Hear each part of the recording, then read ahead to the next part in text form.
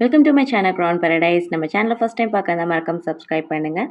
தீபாவளி சீரீஸில் நம்ம இப்போ இன்றைக்கி பார்க்க போகிறது சுழியம். ரொம்ப டேஸ்டியாக இருக்கும். அதை விட இது செய்கிறது ரொம்ப ரொம்ப ஈஸி. பிகினர்ஸ் கூட ரொம்ப சுலபமாக செஞ்சிடலாம்.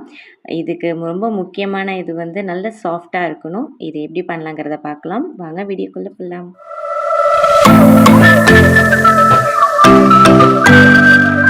பதினஞ்சு நிமிஷமாக நான் கடலப்பருப்பு ஊற வச்சு வாஷ் பண்ணி ஊற வச்சுருக்கேன். இந்த டம்ளரில் நான் முக்கால் அளவுக்கு நான் எடுத்திருக்கேன். இப்போ நல்லா வாஷ் பண்ணி தண்ணியெல்லாம் ட்ரெயின் பண்ணிவிட்டு ப்ரெஷர் குக்கரில் பருப்பு மூழ்கிற வரைக்கும் தண்ணி விட்டால் போதுமானது. லோ ஃப்ளேம்லேயே வச்சுட்டு ஒரு 4 விசில் விட்டு ஃபுல்லாக ப்ரெஷர் இறங்கினதுக்கப்புறம் எடுத்து பார்த்தோன்னா பருப்பு நல்லா மலர்ந்துருக்கணும். நீங்கள் அழுத்தி பார்த்தீங்கன்னா நல்லா வெந்திருக்கும். இந்த மாதிரி இருந்தால் போதுமானது. இப்போ இது கூடவே நம்ம நான் 1/4 கப் அளவுக்கு நான் சர்க்கரை எடுத்திருக்கேன்.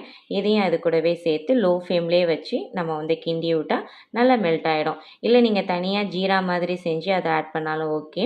இப்போ 1 டேபிள் ஸ்பூன் அளவுக்கு நான் பசு நெய்யும் கொஞ்சோண்டு உப்பு நான் சேர்த்துருக்கேன். இப்போது நல்லா எல்லாமே ஒன்றா மேஷ் ஆகி நல்லா மணக்கும் வீடே. இந்த ஸ்டேஜில் 1 கப் அளவுக்கு நான் தேங்காய் துருவி அதையும் நல்லா ஆட் பண்ணிக்கிட்டேன். இப்போ எல்லாத்தையும் கைவிடாமல் கிண்டிகிட்டே இருக்கணும். அப்போ தான் ஒன்றோட ஒன்று நல்லா மசிஞ்சு சேர்ந்து வரும். இந்த பதத்தில் நம்ம ஏலக்காய் தட்டி சேர்த்துக்கலாம். நீங்கள் ஏலக்காய் பவுட்ரு போட்டாலும் சரி, இல்லை நீங்கள் ரோஸ் வாட்டர் சேர்த்துக்கிட்டாலும் சரி நல்லாயிருக்கும். ஜஸ்ட்டு ஒரு எக்ஸ்ட்ரா ஒரு வாசனைக்காக. இப்போ அதை ரெடி பண்ணி வச்சுட்டு இப்போ அடுத்தது மாவு ரெடி பண்ணிடலாம். நான் 3/4 கப் அளவுக்கு நான் பருப்பு எடுத்ததுனால 1/2 கப் அளவுக்கு நான் மைதா மாவு எடுத்திருக்கேன். நல்லா கொஞ்சோண்டு உப்பு சேர்த்து தண்ணி விட்டு தோசை மாவு அளவுக்கு நம்ம எடுத்துக்கலாம்.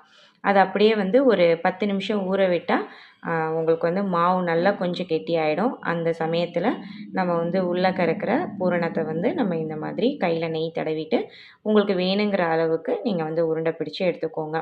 இப்போ மாவில் நம்ம எப்படி பஜ்ஜிக்கு நம்ம சேர்ப்போமோ அதே மாதிரி நம்ம கொஞ்சம் லைட்டாக மேலே கோட்டிங் வச்சுட்டு அதை அப்படியே ஆட் பண்ணிடலாம். சுழியம் செஞ்சுட்டு அதுக்கப்புறம் அது போண்டா மாதிரி இருக்கக்கூடாது. அது டிரான்ஸ்பரண்ட்டாக இருக்கணும். உள்ளக்க இருக்கிற பூரணம் வெளியில் தெரியணும். அதுதான் கரெக்டான பதம். எண்ணெய் நல்லா சூடானதுக்கப்புறம் தான் நீங்கள் ஒன்று ஒன்றா நீங்கள் போடுங்க. அப்போ நீங்கள் ஒன்று ஒன்றா போடும்போது அது ஆட்டோமேட்டிக்காக கொஞ்சம் மேலே வரும் அடி பிடிக்காம. ரொம்ப அதிகமாகலாம் நம்ம வேக விடக்கூடாது. ஏன்னா உள்ளக்குள்ள ஸ்டஃபிங் ஆல்ரெடி வெந்ததுனால லேசாக ஒரு 2 மினிட்ஸ் இருந்தால் போதும். அப்படியே உங்களுக்கு லைட்டாக அந்த பபிள்ஸோட இது கம்மியாகும்போது லைட்டாக திருப்பி போட்டு எடுத்தால் உங்களுக்கு சூப்பரான சுழியம் ரெடி. பாருங்கள், நான் பிக்கும் போதே உங்களுக்கு சாஃப்ட்னஸ் தெரியும். நீங்கள் சுற்றி எடுத்த கையோட கொஞ்சம் இதாக தெரியும். பட் அதுக்கப்புறம் ஆறுனதுக்கப்புறம் நல்லா சாஃப்டாகிடும். கண்டிப்பாக ட்ரை பண்ணி பாருங்கள். நல்லா அல்டிமேட் டேஸ்ட்டாக இருக்கும். மறக்காமல் நம்ம சேனலை சப்ஸ்கிரைப் பண்ணுங்கள். தேங்க்ஸ் ஃபார் வாட்சிங்.